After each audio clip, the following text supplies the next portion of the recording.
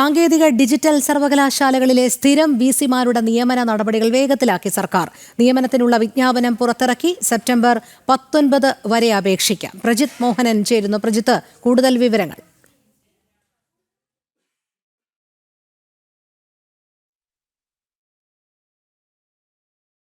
സാങ്കേതിക സർവകലാശാലയടക്കം വിസി നിയമനത്തിലുള്ള സ്ഥിരം വിസി നിയമനത്തിലുള്ള നടപടിക്രമങ്ങളുമായി മുന്നോട്ട് പോകുന്നു. ഇതിനനുസരിച്ചുള്ള വിജ്ഞാപനം ഇപ്പോൾ പുറത്തിറക്കിയിട്ടുണ്ട്.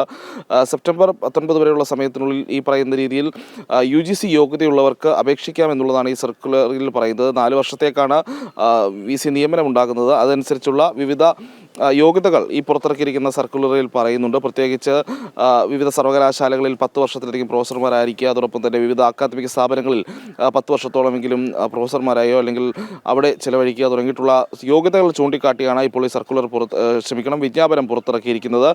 സെപ്റ്റംബർ 19 വരെയുള്ള വരെയാണ് അപേക്ഷ നൽകാൻ കഴിയുന്നത്. അതിനുള്ള മെയിലടികളടക്കം ഈ പ്രൊഫസർമാരായിട്ടുള്ള ആളുകൾക്ക് യോഗ്യതയുള്ളവർക്ക് ഈ വിസിമാരായി നിയമനം ലഭിക്കുന്നതിന് വേണ്ടിയിട്ടുള്ള അപേക്ഷ അയക്കാനുള്ള മെയിലടികളടക്കം വെച്ചിട്ടാണ് ഇപ്പോൾ ഈ വിജ്ഞാപനം പുറത്തു വന്നിരിക്കുന്നത്. രോഹിണി.